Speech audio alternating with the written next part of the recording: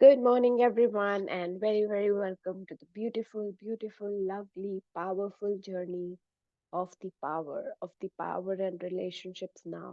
है ना हमने इतने सारे दिन बिताए। आज हमारा डे 60 ऑलमोस्ट होने वाला है। आई थिंक 55 56 पे हैं हम 2 3 दिन में। तो कितना अमेजिंग है यार कि भगवान जी ने हमें ये करवा लिया, हम कर पाए, हम कमिटेडली आ पाए, हम कर रहे हैं, रीड कर रहे हैं रोज। And this is just a blessing from universe showering upon us है ना कि चल रहा है। मतलब थैंक यू गॉड कि ये हो पा रहा है, ये पॉसिबल हो पा रहा है with everything that is going around, you know. But this is also going on and I am really really grateful for this. So हमने पावर एंड रिलेशनशिप में पढ़ा था कि लव इज फ्रीडम, है ना। लव इज फ्रीडम मतलब किसी को भी चेंज करना लव नहीं है, किसी को भी अपनी विशेस को इम्पोज करना लव नहीं है। वो जैसा है वैसा उसको एक्सेप्ट करना और उसी को वैसे ही प्यार देना, वैसे ही रिस्पेक्ट देना, वैसे ही लव देना इज लव, है ना। लव लव ये नहीं है कि आप किसी और के डिसीजन को फोर्स करो, जैसे उस बंदे ने किया उस स्टोरी में कि उसकी वाइफ को नहीं लग रहा था ठीक है, लेकिन वो बहुत ज्यादा उसकी फ्रीडम को रोक रहा था कि नहीं, you are not free to choose. तो उसके साथ भी यही हुआ। तो इसका क्या मतलब है, ये क्या कहना चाहते हैं कि जाने दो।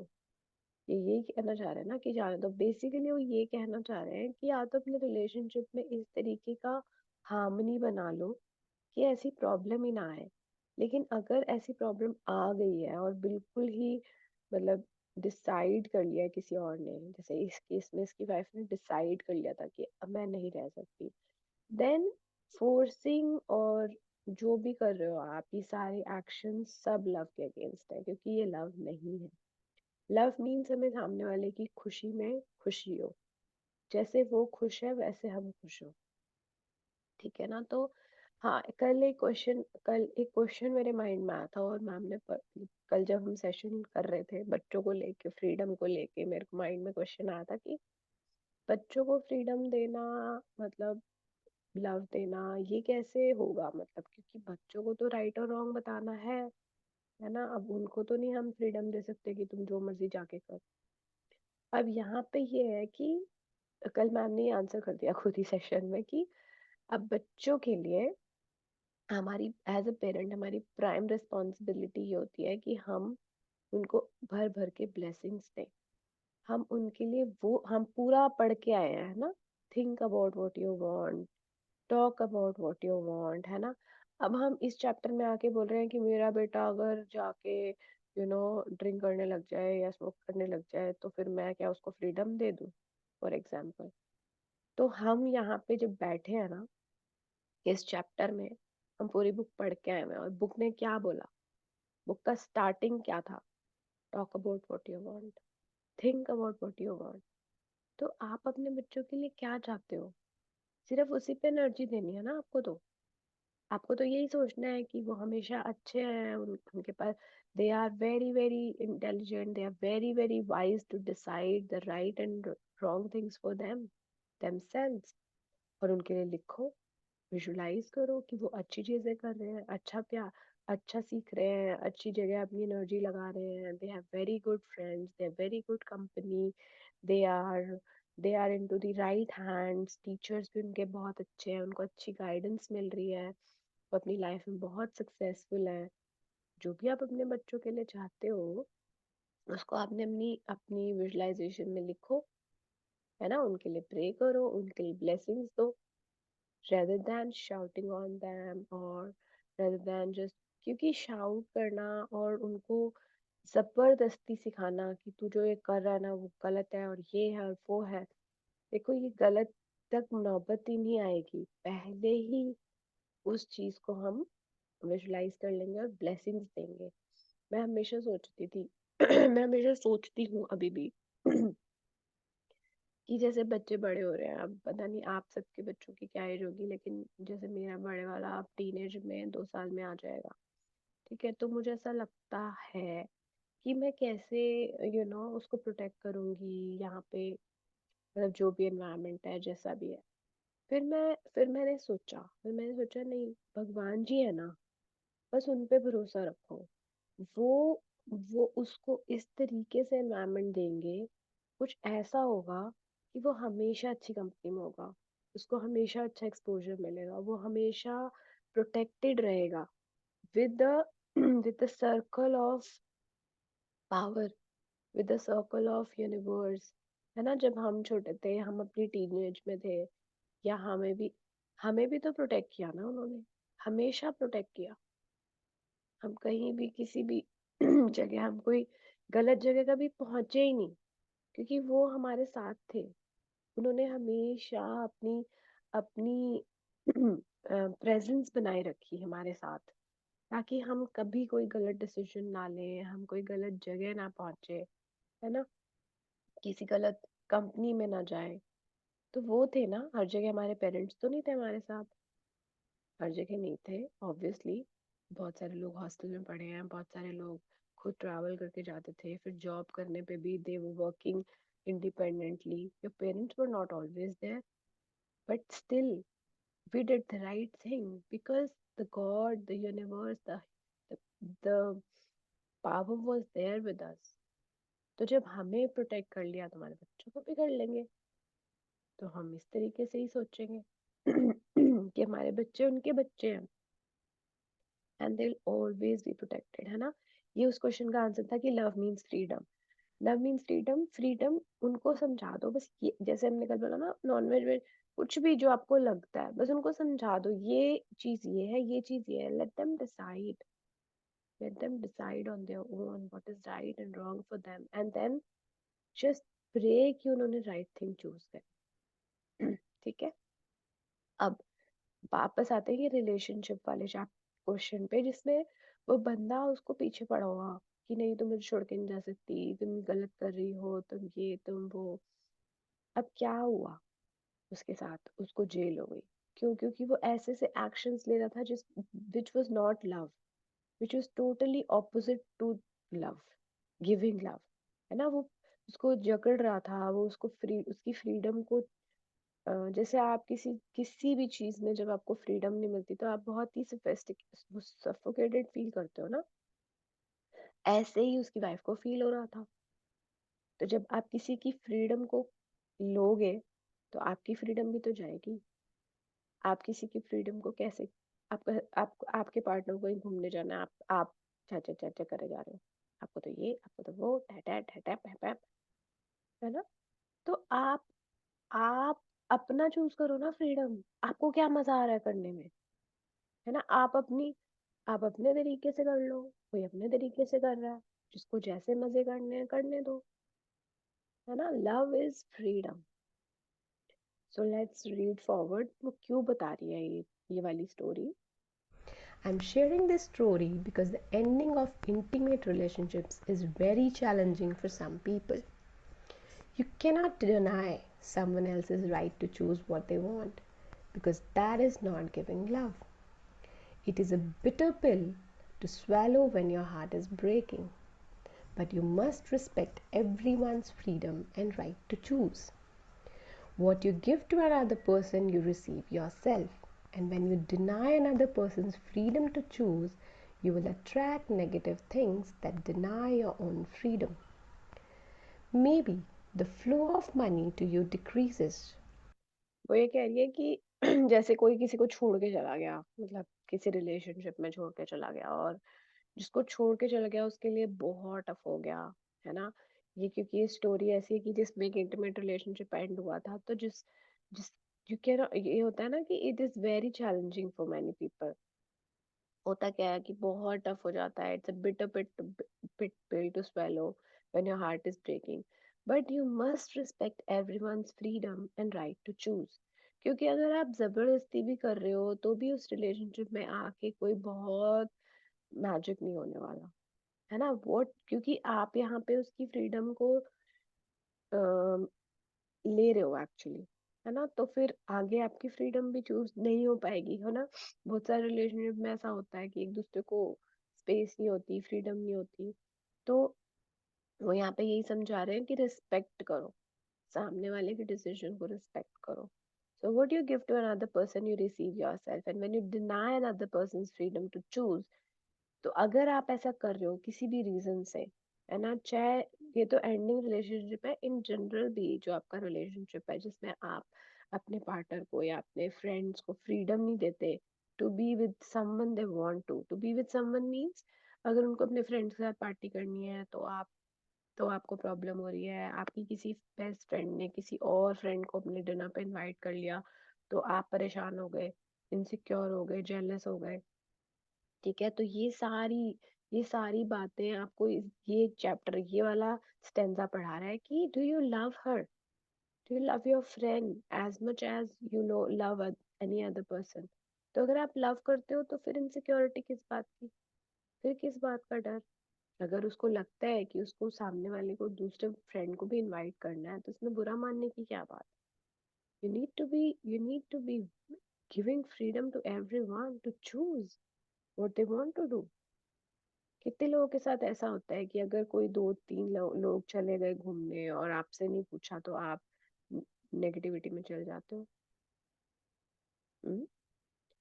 तो let let it free for you also. आप देखो आपको क्या पसंद है। आपको अगर घूमने जाना पसंद है तो आप कर लो ऑर्गेनाइज, आप कर लो इनवाइट, आप चले जाओ। आप एक दिन प्लान कर लो और अपने फ्रेंड्स को बुला लो। कोई मना थोड़ी कर रहा है आपको कि वो नहीं आएंगे या कुछ ऐसा, है ना। आप क्या एनर्जी दे रहे हो दूसरों को। ये सब फ्रीडम की बातें हो रही है यहाँ पे। हर किसी की लाइफ की अपनी अपनी फ्रीडम होती है, अपना अपना वे ऑफ एंजॉयमेंट होता है, अपना अपना वे ऑफ एक सर्कल होता है ना। आपके पार्टनर को अपने दो तीन फ्रेंड्स के साथ मतलब घूमने जाना है या एक इवनिंग स्पेंड करनी है, तो it's okay, let it be, isn't it. आपको बुरा लग जाता है ना। तो बुरा लगने वाला यहाँ पे, अगर आप किसी की फ्रीडम को ले रहे हो तो आपकी फ्रीडम भी ली जाएगी और उसके कंसिक्वेंसेस क्या होंगे। कंसिक्वेंसेस ये होंगे कि maybe the flow of money to you decreases, और योर हेल्थ वीकन्स, और your job takes a downturn. मतलब अगर आप किसी और की फ्रीडम को क्या बोलते हैं ले रहे हो, है ना, मतलब when you deny another person's freedom to choose, तो क्या क्या consequences हो सकते हैं देखते हैं। Or your health weakens, or your job takes a downturn, because all of these things would affect your freedom. There is no other person for the law of attraction. What you give out to others, you give to yourself. है ना। तो हो सकता है आपका money flow of money कम हो जाए, या फिर आपकी हेल्थ वीक हो जाए, या फिर आपकी जॉब में कोई ऐसी प्रॉब्लम आ जाए, तो ये सारी चीजें किससे रिलेटेड है, ऑब्वियसली फ्रीडम से। अगर मेरी हेल्थ अच्छी है तो मैं फ्री हूँ, है ना, मैं कहीं भी जा सकती हूँ, कुछ भी खा सकती हूँ, कुछ भी पहन सकती हूँ, कोई भी डांस कर सकती हूँ, क्योंकि मेरी हेल्थ अच्छी है। अगर मेरी हेल्थ वीक हो गई तो हो सकता है मुझे कोई चीजें मना हो जाए खाने के लिए, है ना। हो सकता है कि मैं वो वॉक ना कर पाऊँ जो मैं हमेशा से अभी करती हूँ, तो मेरी फ्रीडम जा रही है ना उसमें। ऐसे ही अगर मेरा मनी फ्लो कम हो गया तो ऑब्वियसली मेरी फ्रीडम टू स्पेंड कम हो जाएगी। अगर मेरी जॉब में कोई इशू आ गया तो वो वाली फ्रीडम भी मेरी कम हो जाएगी, है ना। तो अगर आप किसी और पर्सन की फ्रीडम को रोक रहे हो तो आपके साथ कोई भी कंसिक्वेंसेस ऐसे हो सकते हैं जो आपकी फ्रीडम को अफेक्ट करें। ठीक है, तो इस बात का, इस चैप्टर को, इस पैराग्राफ को बहुत ध्यान से अपनी लाइफ में उतारना है हमको। एंड लेट इट फ्री, जियो और जीने दो, पॉलिसी बनाओ अपनी लाइफ में। ठीक है, और मजे करो, मजे करो। अगर अगर आप अकेले भी हो घर में तो सोचो आप क्या ऐसा कर सकते हो जिसमें आपको बहुत मजे आए, है ना। तो वेज ढूंढो, कुछ भी करो यार, लेट इट मजे। Giving love to other people does not mean you let people walk over you or abuse you in any way, because that's not giving love either. Allowing other person to use you doesn't help that person, and it surely doesn't help you. Love is tough, and we learn and grow through its law, and as part of that learning we experience consequences. So it is not love to allow another person to use or abuse you. The answer is get yourself onto the highest frequency of good feelings that you can, and the force of love will resolve the situation for you. तो वो ये कह रही है कि अगर आपके साथ कोई अब्यूज कर रहा है ना, आपको कोई गालियां दे रहा है, आपको कोई बहुत गंदा बिहेव कर रहा है ना, और आप उसको अलाउ कर रहे हो करना, है ना, वो कह रहे हैं कि giving love to other person also doesn't mean that you let people walk all over you and abuse you in any way, है ना। आप अलाउ कर रहे हो कि कोई कि सामने वाला बंदा आपके ऊपर रूल कर रहा है, आपको अब्यूज कर रहा है, और आपको लग रहा है लव है, कि उसकी फ्रीडम है, नहीं। ठीक है, तो we so it is not love to allow another person to use or abuse you। उस टाइम पे जब किसी के साथ अगर ऐसा हो रहा है तो उसको क्या करना है, क्या आंसर दे रही है बुक? बुक कह रही है the answer is get yourself onto the highest frequency of good feelings that you can, and the force of love will resolve the situation for you। कैसे? अब आप अपना पार्ट करना स्टार्ट कर दो, आप अपना जो भी आपको पसंद है, जिससे भी आपको हाई फ्रीक्वेंसी वाइब्रेशन अपनी बॉडी में फील होती है, वो कोई पार्ट हो सकता है, वो कोई प्रेयर हो सकती है, वो कोई डांस हो सकता है, वो कोई वॉक हो सकती है, कुछ भी ऐसा जिससे आप अपनी गुड फीलिंग्स में वापस आ जाओ। होगा बॉट ऑफ, होगा कुछ भी होगा, लेकिन this is the way it is. और जब आप यूनिवर्स से कनेक्ट हो जाते हो, उस फोर्स ऑफ लव से कनेक्ट हो जाते हो, the situation will be resolve for you. Universe solve करेंगे उसको आपके लिए, भगवान जी सॉल्व करेंगे, है ना। ओम नमः शिवाय चैंट कर लो, किसको क्या पसंद है वो करो, किसको किससे बॉडी में अच्छी वाइब्रेशंस आती है ना। वाहेगुरु, कल उन्होंने बहुत 5 चैंट्स करवाए थे। वाहेगुरु चैंट कराया 3 मिनट्स, फिर ओम नमः शिवाय कराया, फिर हरे राम हरे कृष्णा कराया, सोहम कराया। तो कौन से वाले चैंट से आपको, आपके दिल को छू रहा है, वो कौन सा चैंट आपकी बॉडी में वाइब्रेशंस को ला रहा है? जो भी ला रहा है, अब वो चैंट करना स्टार्ट कर दो दिन में, है ना। सुबह कर लो 108 टाइम्स, जब भी आपका मन, जब भी आपको अच्छा लगता है। And these mantras will resolve the situation for you। I mean, mantras in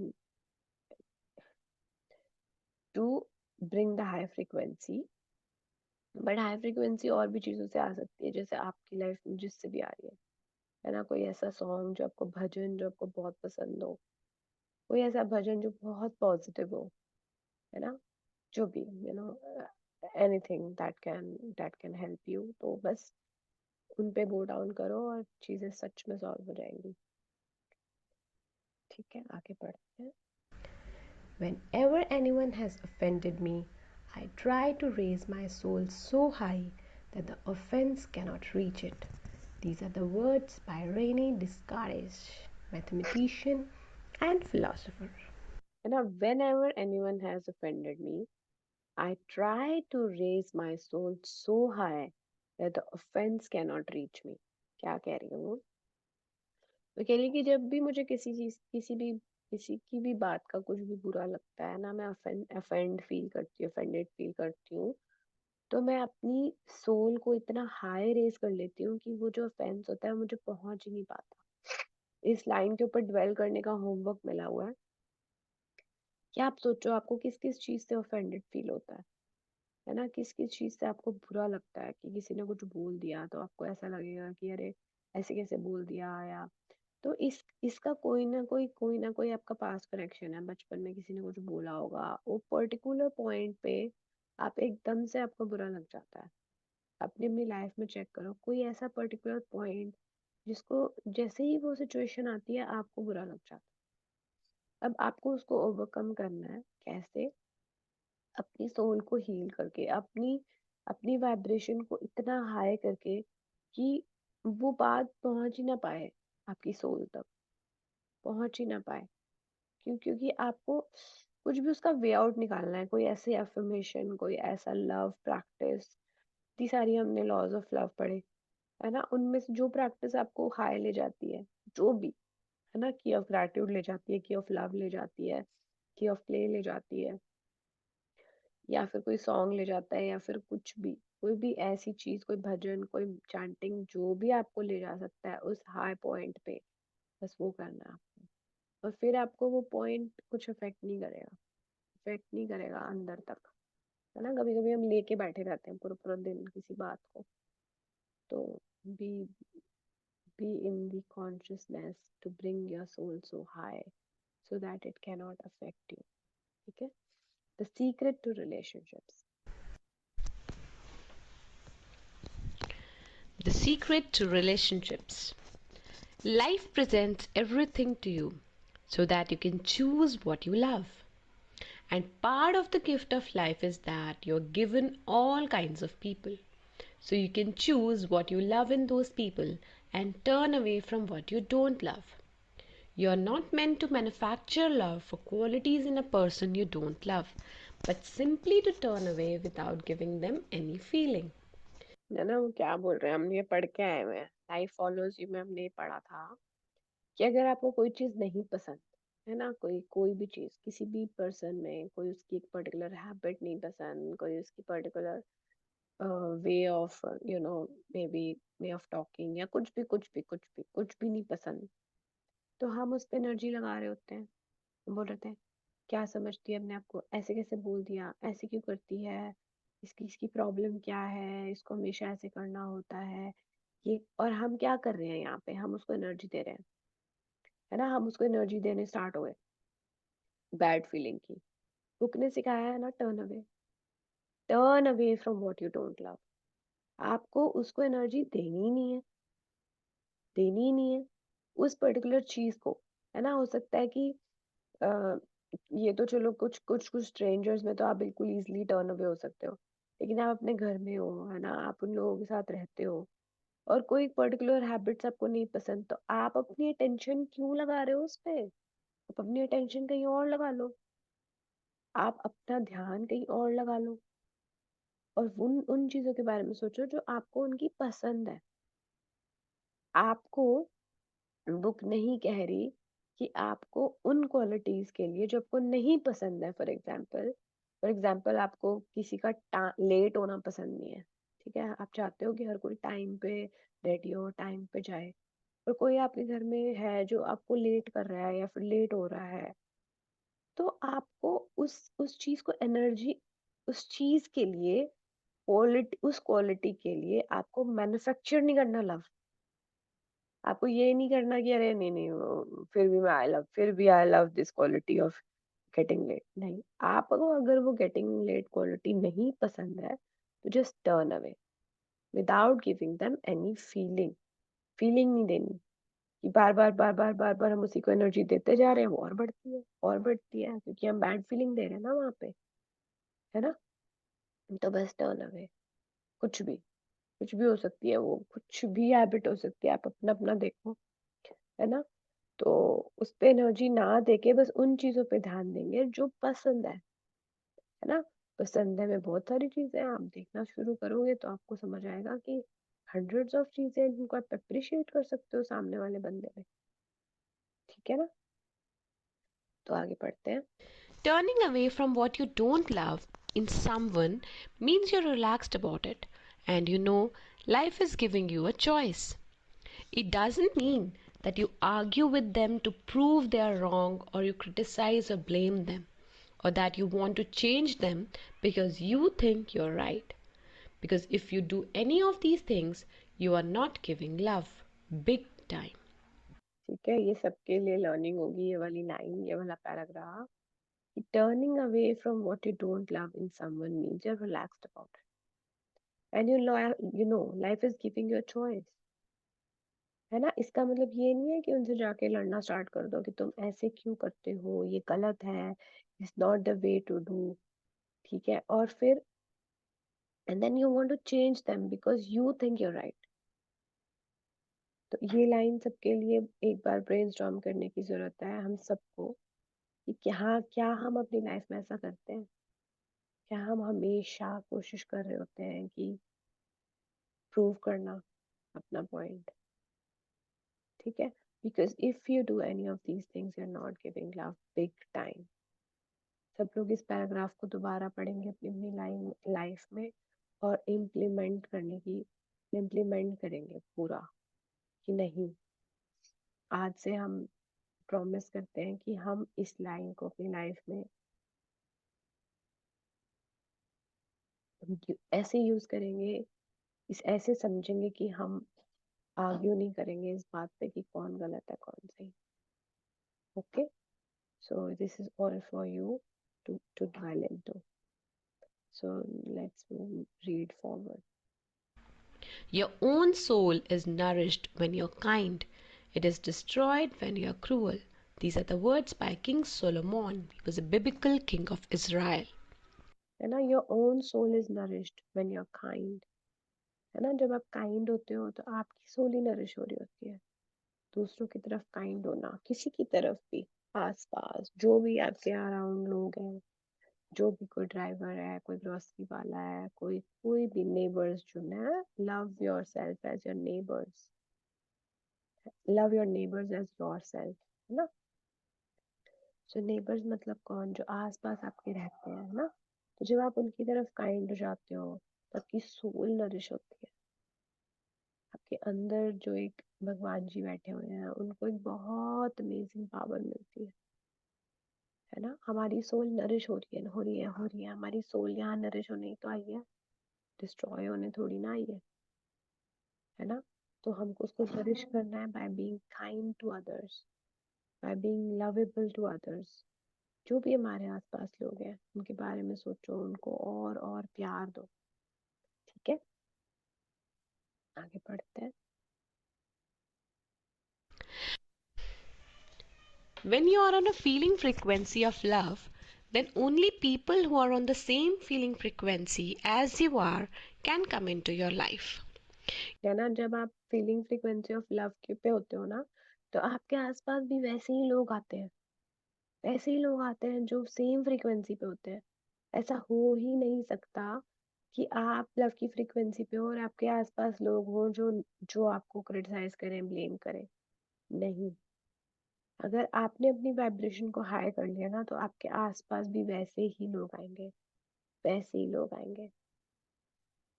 ठीक है, मेरे ख्याल से मैम ने यहीं तक पढ़ाया था कल, but I hope it is clear. और ये जो हमने अभी अभी बात की ड्वेल करने की, तो दो चीजों पर ड्वेल करना है आपको. एक चीज तो ये कि कौन कौन से ऐसे पॉइंट्स है आज भी जिन पे आपको ऑफेंडेड फील होता है, और आपको ऐसा कौन सा मेथड अपनाना है जिससे कि वो चीज आपको अफेक्ट ना करे आगे से.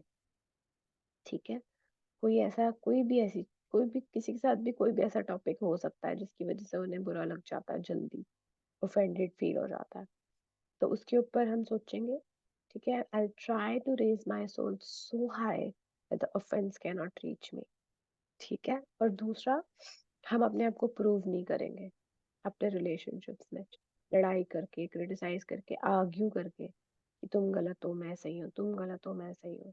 और ये वाली जो बात होती है ना, ये 90% रिलेशनशिप्स में होती है और जिसकी वजह से प्रॉब्लम्स आती है. तो एक्सेप्ट, कई बार एक्सेप्ट करके बात खत्म हो जाती है, बट हम प्रूव करने शुरू हो जाते हैं, हमें तो प्रूव करना, हम तो प्रूव करना, हम सही है, हम सही है, हम सही है ना.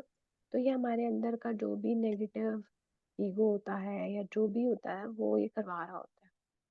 ठीक है ना, तो इसके ऊपर भी ध्यान देंगे कि कैसे हम रिलैक्स हो सकते हैं. Turn away, turn away from what you don't love in someone means you're relaxed about it and you know life is giving you a choice. आप किसी को यहाँ कुछ सिखाने नहीं आए हो यार, सब अपने आप खुद सीखते हैं, खुद सीखते हैं. तो आपको कोई जरूरत नहीं है दूसरों को गाइड करने की, ये गलत कर रहे हो, ये गलत कर रहे हो. अरे ठीक है यार, let them do what they want to do and then they will learn themselves.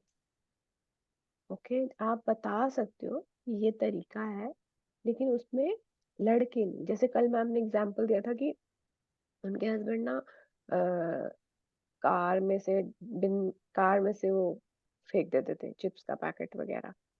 कहती मैं ना पहले बहुत लड़ती थी उनसे, कार रुकवा देती थी और रोड से उठा के अंदर रखती थी कि ये क्या तरीका है, आप अपनी कंट्री को कैसे गंदा कर सकते हो.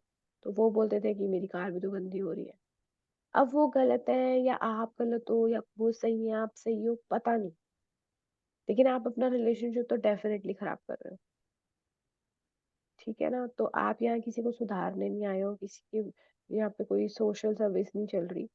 आपको खुशी चाहिए, आपको अपना रिलेशनशिप बेस्ट चाहिए, तो आपको टर्न अवे करना है उन चीजों से जो आपको उनमें नहीं पसंद, और एनर्जी देनी है उन चीजों पे जो आपको पसंद है, बहुत ज्यादा पसंद है, बस बार बार उसी पे एनर्जी देते रहो।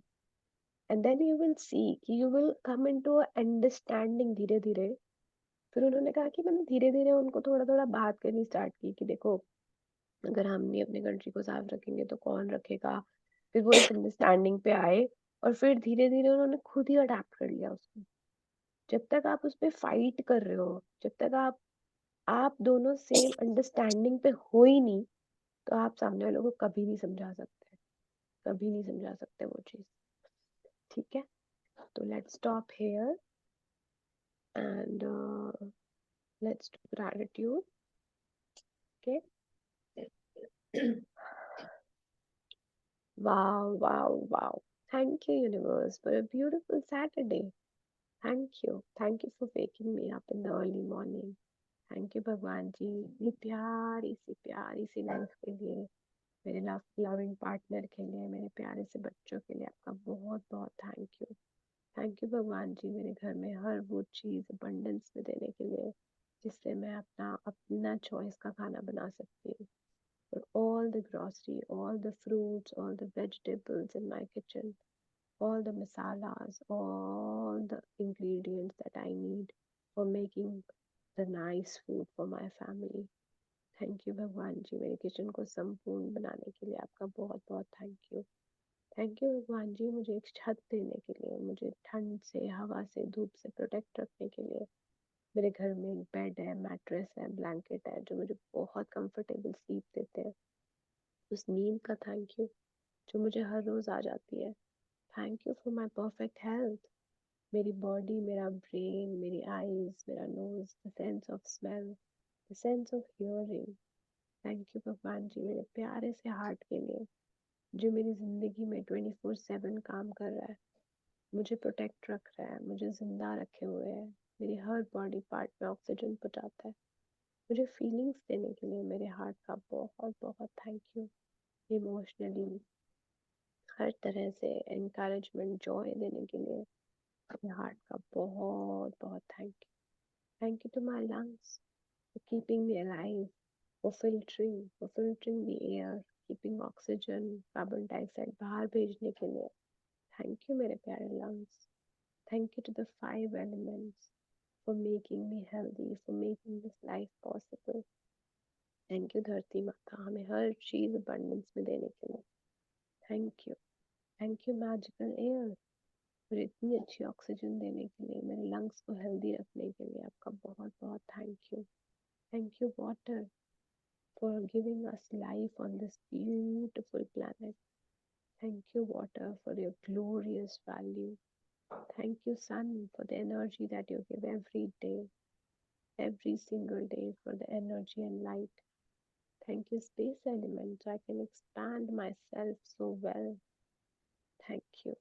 Thank you, everyone. Thank you, technology. Thank you to the beautiful Zoom, YouTube recordings, everything for making this session possible. Thank you so much, everyone, for joining. Thank you. Thank you, Rhonda Byrne, for writing this book in such a easy language. Thank you, Ashmi ma'am, for explaining this so beautifully that we can understand these things and apply in our life and make our relationships, money, health wonderful. Wonderful.